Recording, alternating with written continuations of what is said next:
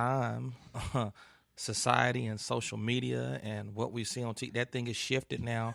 I mean, to the degree that you got women proposing to men. Yeah, and It's just the most not a man. ridiculous thing I've ever seen.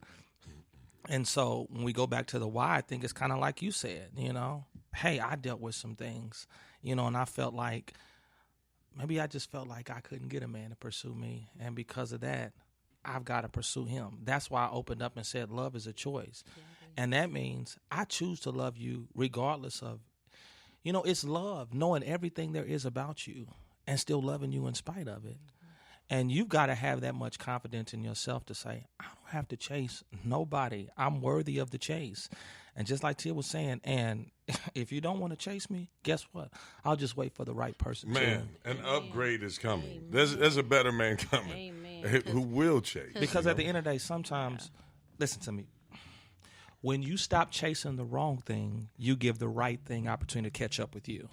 That's good, Pastor. And on the reality, when you get to the point where you're like, all right, I'm just going to wait, and you love yourself, good men see that and will chase after you. In fact, you'll see it because he'll say something like, I can't imagine even why you thought you'd ever have to chase after a man.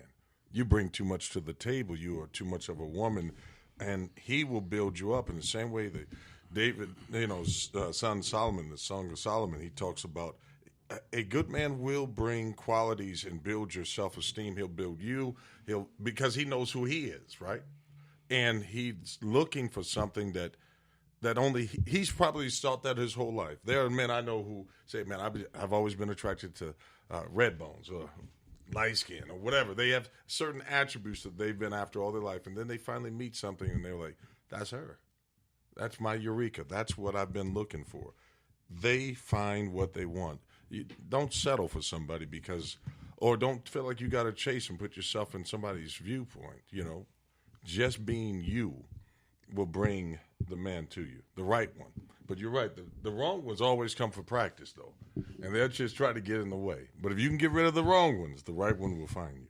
And the chase. You said the chase, right? I think naturally, a man is a hunter, right? He's supposed to pursue. He's supposed to chase, and I think the dynamic has shifted so much so when it comes to dating and relationships that a lot of men don't love themselves. That's why they can't recognize it when it's there, so they can't see it.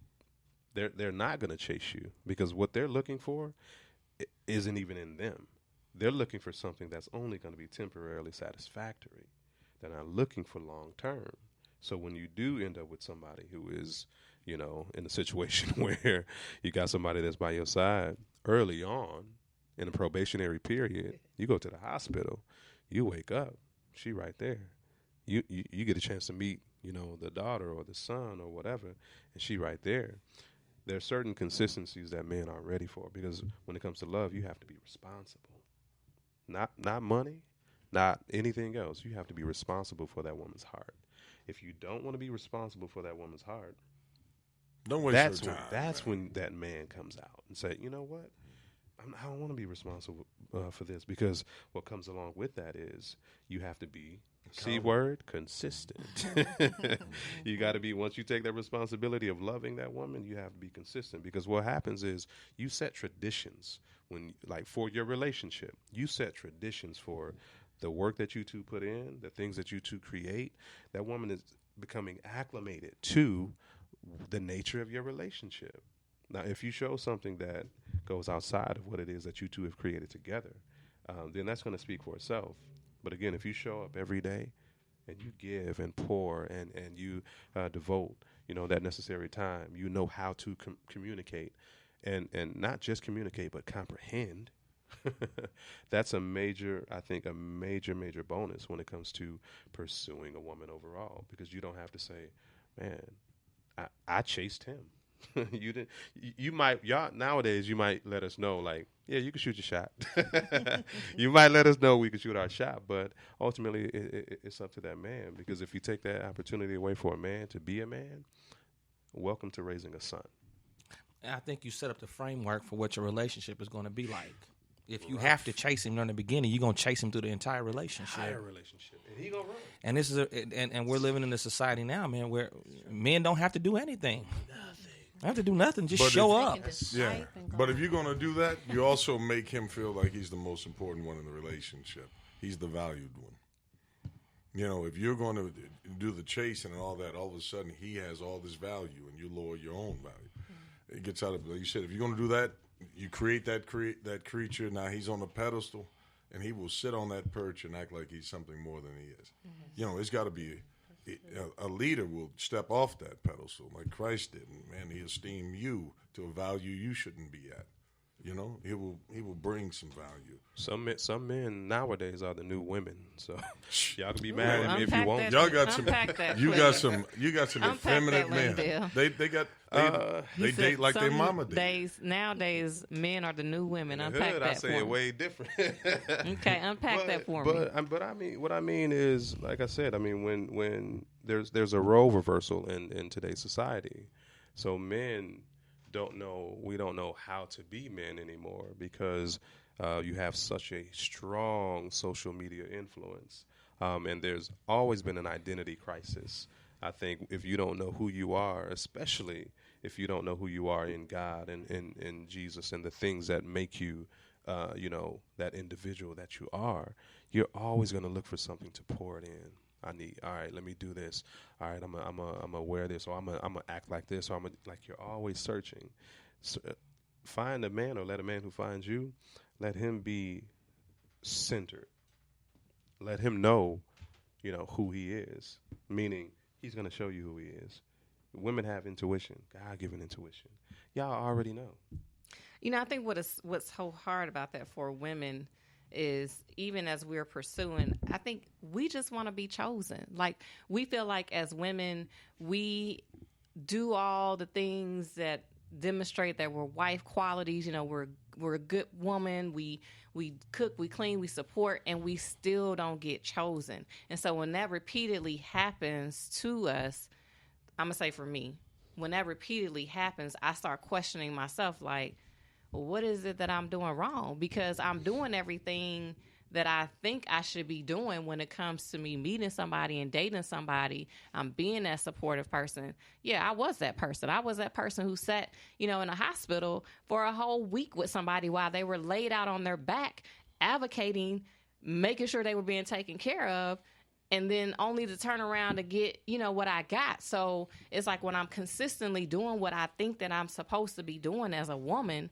and I don't get chosen, that becomes hurtful. Like, why am I not being chosen? Well, I think your perspective has to shift. And I don't think you should be doing those things to be chosen. Thank you. I think you should be doing those things to empower I'm yourself. doing it because it's out of my heart. Yeah, It right. is who I am. But I'm he saying, didn't describe those as values. That man never saw that as valuable. He didn't give you, if it was a currency, it wasn't worth $1 to him because he wasn't worth the investment. The greatest investment you have, what you learned out of that is that if somebody's down, I can be there for them. You learned a great deal about you. I did. And you get to take that package to a meaningful relationship.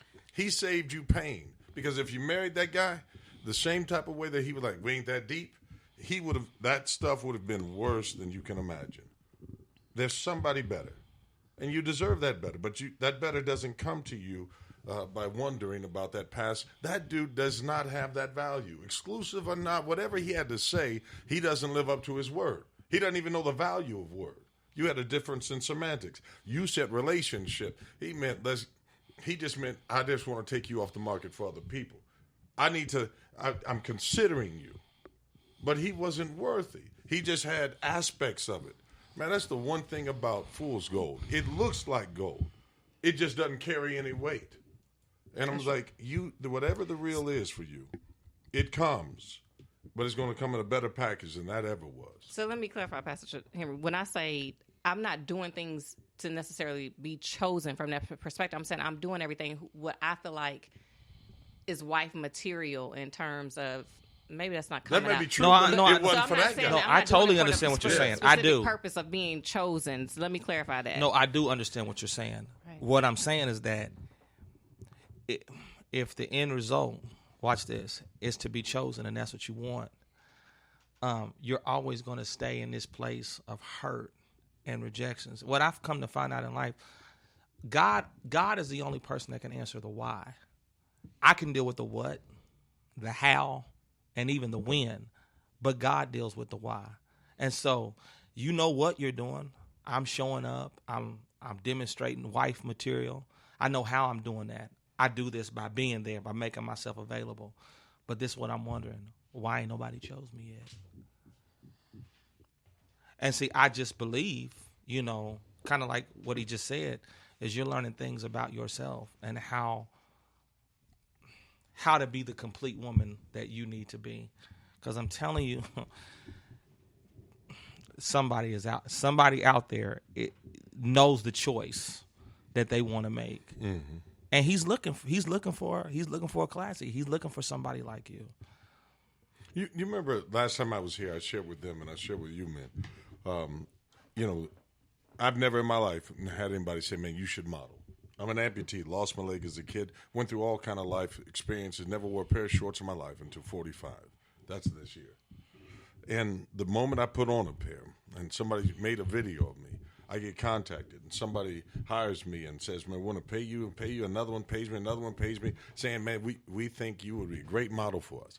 And the idea is that I went past the prime of everything they say a model should be.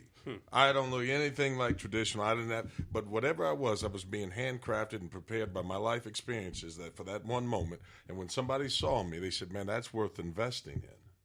The same thing is true about every woman, every man. There's somebody that sees you and says, that's what I've been waiting on. But all of those attributes are being refined. Everything, if I hadn't continued to work out so that I don't end up in a wheelchair, if I didn't do all those things, we don't get to the moment where I go running and somebody films it and there's the emotion of my mom. If I had already been wearing shorts, then everybody would have known I was an amputee. But because I tried to hide it, my lack of transparency all that time because of my insecurities. Finally, here's my mom standing before me crying because I'm doing this stuff. And everybody sees it. And then they see her emotion and they invest in it because it was something rare. I wasn't rare until that moment. And in that moment, somebody saw something worthwhile. And now more things open. And I'm saying that about you. Whatever it is that you've been through, you've been refining yourself to be so valuable that somebody will look at you and say, that's what I've been wanting all my life. You, as you are. And one day that guy that was sitting at the hospital bed that was like, nah, girl, it ain't that deep. We'll see you and your upgrade together. It'd be like one of them Tyler Perry movies, where he's like, you went and found you a buff dude that got more money, better looks, upgraded everything, and he's sitting there with absolutely nothing but his selfish nature. Well, that was passion. Definitely. No, and I definitely believe that. I think I'm 40, getting ready to be 42, and I've never had a real relationship. So for me, it becomes, this topic is always very interesting for me. As we talk about transparency, I have never had a real relationship. I've never had a man say, I love you, and really, I love you from a perspective of they really do love me. I haven't had somebody say, Cassandra's my girlfriend. I haven't had that. So being my age, I didn't even want to go there, but, being the age that I'm getting ready to be, it becomes tough because you keep getting older. You see your circle of friends who everybody's still single or divorced, and you're like, well, good Lord, I don't want that to be my plight. And I know that it's not, I'm a believer, but the reality, the Bible says, he said, Peter, help my unbelief. There's still that little bit of unbelief where you're like, okay, when I know it's going to happen in the right time, but from just a natural perspective, it's hard. It is hard. Sometimes God doesn't change our situation. It's because he's trying to change our heart. Right. I just think that we talk about experience. I think all of these experiences are just allowing you to get to know more about yourself, so that because listen to me. We talk about social media. Everybody is not who they post to be. Can I tell you? Because we got single people that want to be married and married people that are ready to be single. You know what I'm saying? So if we use that as our rubric to how we compare or equate happiness, we'll be in a place of bitterness for the longest time. And I hear what you're saying. I'm 40. I'm just saying. 41 ain't old. I just still think 41 ain't old. God still has time. You got to trust his time, man. He has time on his clock. Yeah, and got me can I all just crying say and something stuff. too? Here's something too. I would love to say that what you focus on, you get more of.